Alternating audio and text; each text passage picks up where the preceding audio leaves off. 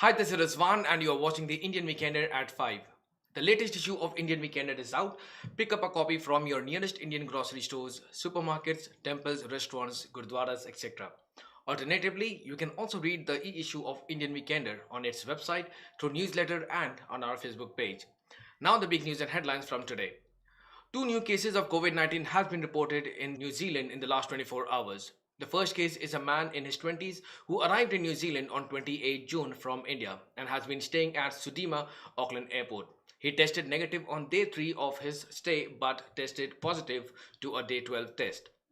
The second case is another man in his 20s who arrived on 27th of June from England.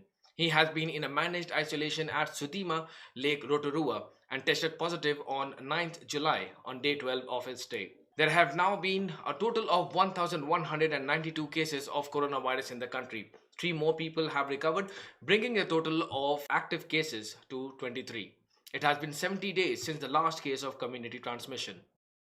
One more person is said to have fled managed isolation facility in Hamilton yesterday and has been arrested. The man from Queenstown has been identified as 50-year-old Martin McVicker.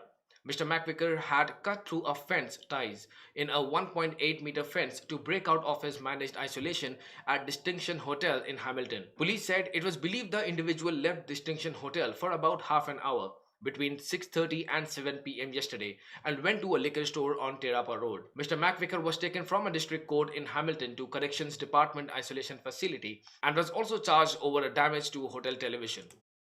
The government is extending border exception criteria to enable some offshore victims and support people of the Christchurch mosque attacks to attend the sentencing of the accused beginning on 24th August 2020. Immigration Minister Ian Lees Galloway said the department quickly established a process to allow victims and a family member or support person to come to New Zealand using new humanitarian grounds to attend the sentencing of the accused. In order to manage within the current isolation and quarantine capacity, those eligible to submit an expression of interest for a border exception under the new humanitarian grounds are up to two family members of those killed or one family member and one support member, and those who are subjected to an attempted murder in the attack and one family member or support person to accompany them. More on our website.